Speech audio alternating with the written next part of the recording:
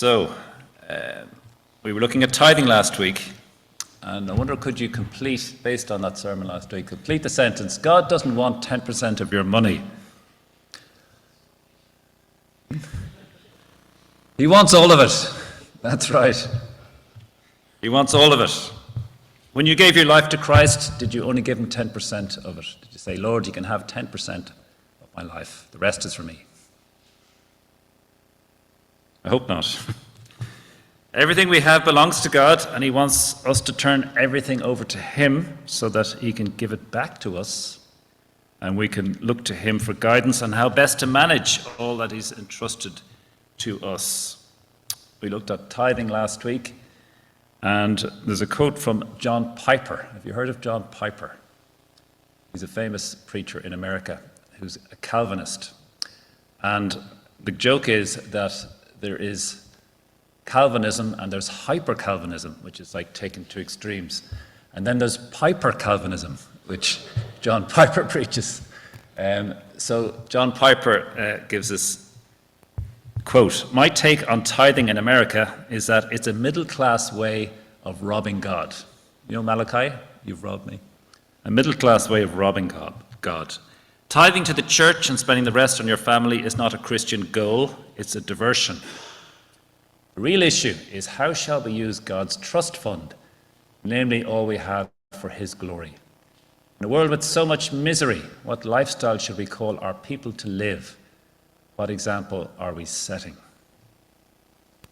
Some churches who are in need of money run what's called a stewardship campaign, which is essentially a fundraiser normally. But stewardship should be far more holistic, because we have a lot more to manage for God's glory than just our finances. To manage our children, for example. Yeah, they don't just manage themselves, do they? A guy called Wesley K. Wilmer says, stewardship is God's way of raising people, not man's way of raising money. If you think about it, tithing is actually the easy way out when it comes to giving. You just write the check or set up a standing order for 10% and it's done. You fulfilled your obligation. Stewardship is far more challenging because it makes you think about 100% of your income.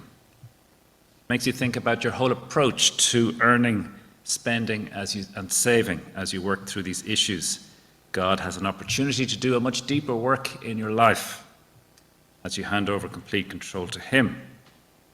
And as you adopt a more thankful and generous approach to giving money, you may find that this brings a new generosity to your giving of time and service to the church and to others. So having established that stewardship is a more appropriate approach to New Testament giving than Old Testament tithing, we now turn to some specific New Testament passages on Scripture for guidance. There's not a lot of guidance as to how much we should give as our weekly offering to support the church. Because in the New Testament, they didn't have buildings, they didn't have paid pastors, and certainly in the early days. So they had no buildings to maintain and they had no staff to support. So it was largely sort of self-supporting. Occasionally the needs of a travelling apostle would have been met. They would have been given room and board. But they wouldn't have got together and put their kids through university, if you know what I mean. So our primary source for New Testament principles of giving is in connection with the Jerusalem collection for the poor, which I mentioned earlier. Paul championed this cause over several years in response to a severe famine that was especially affecting church members in Judea. And the bulk of our guidance is found in 2 Corinthians 9. I'm not sure if you can read that, but I'll read it out. So the first thing is we should give generously. Whoever sows generously will also reap generously. And we noted before that the reaping is not necessarily material, but can often be spiritual and or for other people's benefit. We should give thoughtfully. Verse 7 says, each man should give what he has decided in his heart to give. So that means a bit of prayer, doesn't it? A bit of reflection, a bit of thinking, God, what's the right amount for me in my context? And that might change over time. Each man should give what he's decided in his heart to give, not reluctantly or under compulsion. For God loves a cheerful giver. So we don't give it pains me to give. But everyone's doing it, so I better do it. Not that sort of attitude. We should give cheerfully. It should give us joy to give money away. You're looking at me. Depends who you're giving it to, maybe. The taxman doesn't give me a lot of joy to give to the taxman, but I know it goes to provide services and all the rest. It doesn't mean that every Sunday you should agonize over how much to put in the basket. Think, oh, Lord, help me. How much today? Quick, the plate's coming. I need an answer. You can decide in your heart to give a certain amount each week for the foreseeable future, and then pray about giving towards additional needs from time to time. So it's not a fixed thing, it's a moving target, so to speak. We should give in faith. Thoughtfully, freely, and happily, I've got that. In faith. This means believing, verse 8, that God is able to make all grace abound to you, so that in all things, at all times, having all that you need, you will abound in every good work. So giving is actually trusting God, because before you give, you might think, well, I might need that at some stage. I'll just put it away. I might need that.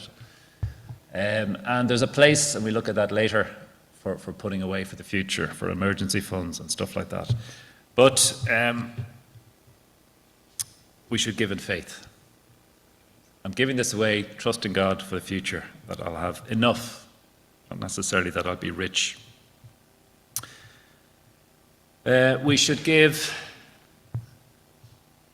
from 1 Corinthians 16:2, proportionately and consistently. And this phrase is often written on little church envelopes. You know the little envelopes we used to use a lot? And there would be a little verse on it, like, bring the whole tithe into the storehouse, or whatever. And one of the ones I've seen is, on the first day of every week, each one of you should set aside a sum of money in keeping with his income.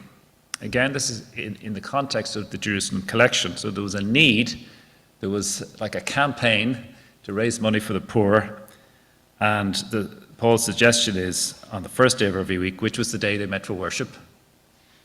So it would have been in their minds, we're all together, it's first day of the week, what did you bring?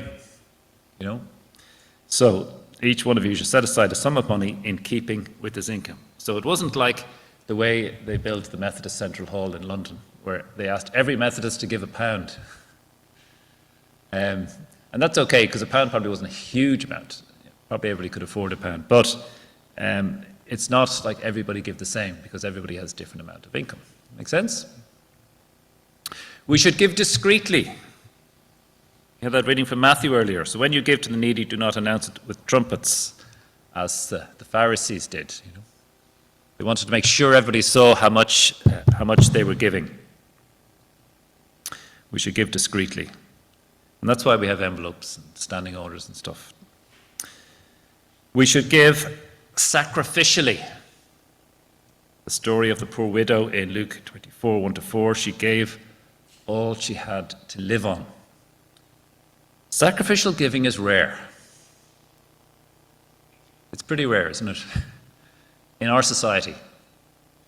You can kind of understand it in a society where you have very little in the first place, and all you have might meant you don't eat that day, but maybe tomorrow there'll be something.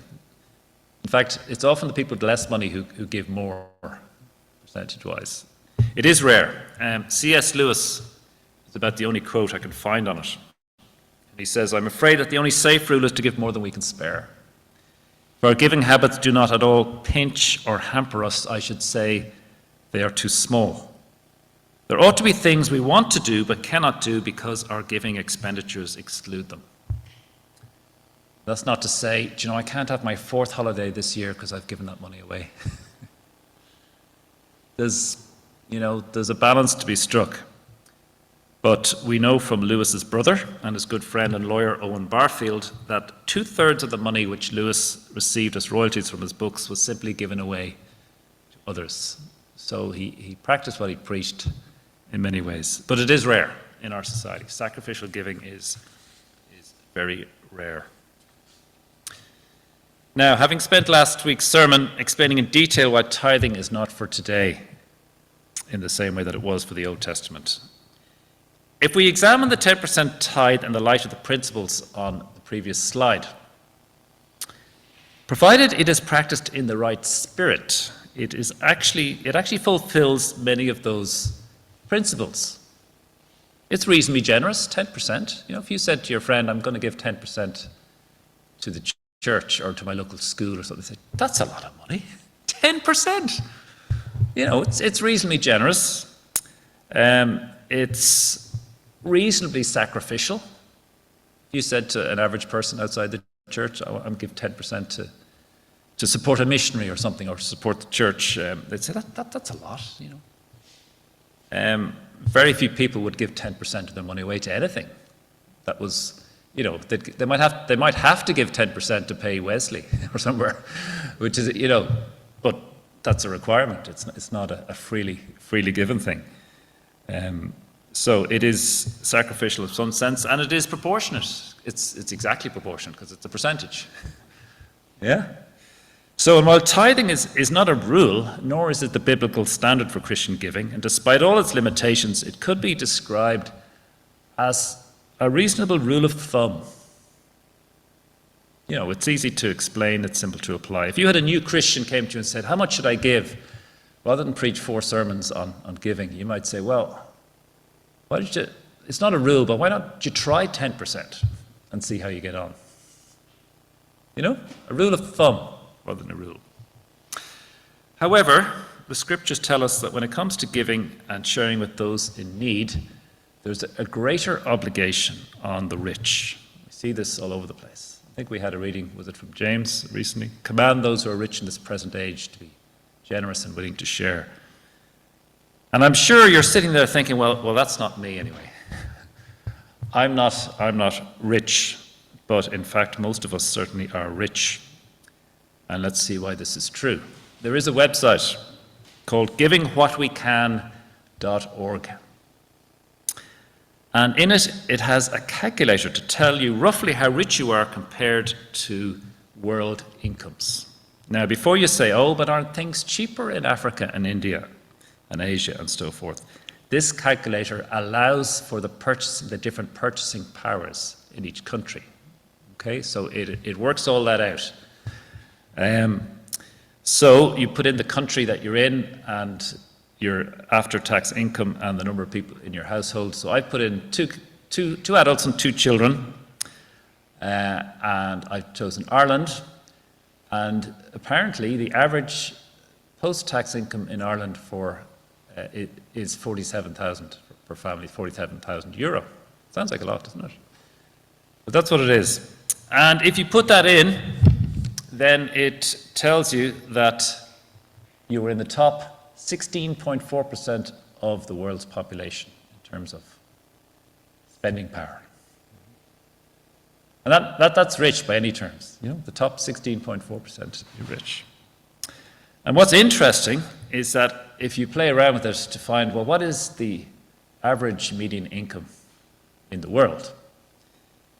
In Irish terms, like in euros today in Ireland, it's just over 1,000 a month. It's 12,090 euro. So picture a moment that you're living in Ireland with a family of 2 adults and 2 children, and your after-tax income in your hand is 1,000 a month. How would you live on 1,000 a month in Ireland? How would you do it? What would you actually do if in the morning you lost all your assets and you had to start from scratch and you had 1,000 a month? You would have to try and rent a room in a 4-bedroom house and put all your family in that room. And other people do the same, wouldn't you? And that might cost you, what a month, 300, 400 a month? More. So that's a good chunk gone already. How would you feed a family of 4, the remainder, medical expenses, all this stuff? It gives you, and that's the average. So half the world is living on less than that. So are we rich or poor? In world terms, we're stinking rich, okay? So that helps just put things into perspective. People talk about, how the other half live in the super yachts. People in the super yachts are 0.00001% of the world. They're not the other half, okay? So, giving countercultural giving. Wesley's motto was earn all you can, save all you can, and give all you can. And when he says save all you can, he doesn't mean save it in the bank for a rainy day. He means be frugal. Save as in, like, I come back from the shopping, I do the shopping, and people, my family say, why did you buy those Moroccan falafels? We didn't ask for those. I said, they were on special. They were in the fridge in Tesco where everything's half price or a third of the price, and I'm drawn to it, I don't think I've eaten a full price salmon in a long time because I'm drawn to it. So I'm saving what I can, or I'm finding this 3 for 2 and the cheapest one is free or whatever. Yeah, that's me. So save all you can so you can give all you can. Wesley earned a lot of money in royalties on his publications. He produced pamphlets and hymn books and all sorts of things and earned a lot of money, but gave it away as soon as he got it. Died penniless. William Barclay talks about Wesley, and he says his rule of life was to earn all he could, save all he could, so he could give all he could. When he was first living in Oxford, he had an income of £30 a year. He lived on £28, which is obviously the bare minimum, and gave £2 away. But when his income increased to £60 a year, he still lived on £28 and gave £32 away. And so on and so forth, till we get to the last one. When his income increased to £120 a year, he still lived on £28 and gave £92 away. That is countercultural. Because in this life, you know what happens. You get a raise. You get a raise and you increase your spending to match that raise. You don't think, oh, that's great. I've got a 5% raise. I can give 5% more away than what I was giving the previous time. No. We change our cars and we change our house. We buy more stuff to manage to sort of tally with our income. Very few of us would have this attitude. It is countercultural, but Christians are countercultural. So it's something just we need to think about. So let me just finish with the response. There's at least 2 more sermons in this, okay? We'll probably take a break next week for communion. We'll do something else. But just have a look at those for the next minute or 2 and think about what area is God challenging you in your giving in terms of those characteristics or those principles of giving. Is there one area or 2 areas that God is challenging you to adjust your giving?